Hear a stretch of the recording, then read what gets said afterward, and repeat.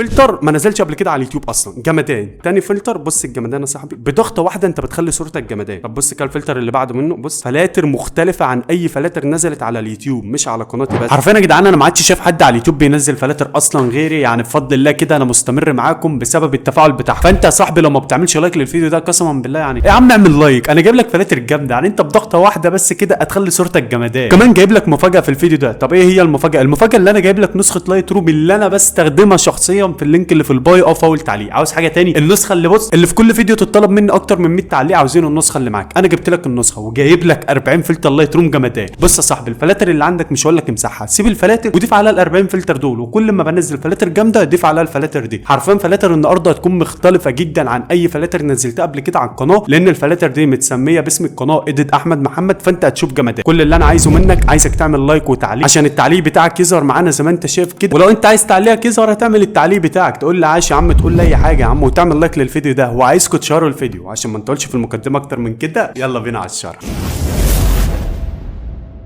طب ابطال، اول حاجه كده بنعملها بندخل على برنامج اللايت روم بتاعنا، بنتاكد ان احنا معناش اي فلاتر. الناس الفقيهه يا جدعان اللي بتقول لي في التعليقات يا اسطى انت كل مره تعيد الطريقه، يا اسطى انت كل مره تعمل باسورد، يا صاحبي على فكره مش انت لوحدك اللي بتسمع لي الفيديو، انا في ناس بتيجي جديده كده مش عارفه يعني ايه برنامج اللايت روم اصلا، فانا لازم كل مره اشرح الطريقه، فيا ريت نشغل دي شويه يا جدعان. تمام. وبالنسبه للباسورد الاربع ارقام اقولهم مره واحده بصوت وانا بشاول الفيديو في نص الفيديو في اخر الفيديو، انت اسمع الفيديو جمدان ومتعوب عليه في المونتاج، فانت اسمع الفيديو. طب يا صاحبي زي ما انت شايف كده انا هنزل تحت كده، هنجيب مثلا 40 فلتر اهوت، عوده ب 40 فلتر لايت روم، هندخل على اي صوره من دول. انا بوريك اللي انا معيش فلاتر عشان لو انت عملت مشاكل فانت اللي عملتها مش انا. طيب هندخل على كلمه بريسيت زي ما انت شايف كده صاحبي، مفيش اي فلاتر موجود. تمام يا عم بزو، اخرج. خرجت من البرنامج. مدير الملفات اللي اتطلب مني كتير قوي عشان الناس بتدخل ما بتلاقيش ملف الداتا، مدير الملفات ده سابوا لك فاول تعليق واللينك اللي في الوصف كمان هتلاقيه. طيب بعد كده يا صاحبي ما بندخلش على مدير الملفات حالا، بعد كده بندخل على برنامج RER. طبعا البرنامج ده للاندرويد بس والشرح ده للاندرويد بس ومش هيعدي الاربع دقايق. طب يا صاحبي طبعا لو انت ايفون قول لي اللي انت ايفون في الكومنتات عشان انزل لكم كام فلتر كده للايفون، مع ان انا منزل اصلا هتلاقي في علامه الايفون. طيب زي ما انت شايف كده صاحب البرنامج ده يفتح معاك بالواجهه دي كده، كل اللي عليك هتنزل تحت تدخل على الداونلود. طبعا انت هتدخل على الداونلود كده مش هتلاقي الفلاتر، تلاقي ال 40 فلتر كده، لا ده انت لازم تحملهم من اللينك اللي في الوصف او في اول تعليق، وطريقه التحميل سهله جدا. بتدخل على اللينك بعد كده بتنزل تحت شويه بقول لك لتحميل الفلاتر اضغط هنا، هتضغط هنا يا صاحبي اقول لك استنى 30 ثانيه، هتضغط مكان ال 30 ثانيه يحولك على رابط ميديا فايل. تمام كده تمام. طيب يا صاحبي دلوقتي انت حملت الفلاتر ونزلوا معاك في مجلد الداونلود، هتعمل ايه؟ تعمل على المربع ده علامه صح، بعد كده تضغط على السهم اللي باصص لفوق، وبعد كده تضغط على كلمه موافق. اقول لك يا عم اكتب الباسورد. طب يا بازوك انا جايب الباسورد ده منين؟ انت لو سمحت المقدمه انا قلت لك بقول الاربع ارقام مره واحده بصوتي وانا بشرح، مره واحده مش مرتين. كمل معايا الفيديو عشان تعرف الباسورد، هكتبه حالا وارجع لكم تاني. بعد ما كتبت الباسورد يا صاحبي وضغطت على كلمه موافق فك معايا الضغط كده، انا تمام قوي، انا عرفت الباسورد اصلا. طيب بعد ما تفك الضغط يا صاحبي والدنيا تمام هترجع تدخل على مدير الملفات ده. طبعا احنا ممكن نضيف من مدير الملفات بتاع التليفون او برنامج RER، لكن ملف الداتا مش هيظهر معاك، فانا بسهل عليك الموضوع. بعد ما تحمل البرنامج ده صاحبي النسخه دي هتلاقي اللينك بتاعها في الوصف، هتدخل على التخزين، بعد كده تروح للمكان اللي احنا فكينا فيه الضغط اللي هو الداونلود، وبعدين تدخل على ال 40 فلتر دول وتضغط على واحد ضغطه مطوله، وبعدين تضغط على العلامه اللي انا معلم لك عليها فوق دي وتضغط على كلمه نسخ. ركز معايا بقى في الخطوه دي عشان انت لو نقلت الفلاتر دي في اي مكان غير مكان لايت روم مش هتشتغل معاك. هنرجع كده صاحبي ندخل على ملف الاندرويد، وبعد كده من الاندرويد للداتا، ومن الداتا اللايت روم موبايل. طبعا في ناس بتدخل على ملف الداتا من مدير الملفات بتاعهم بتاع التليفون ما بتلاقيش اللايت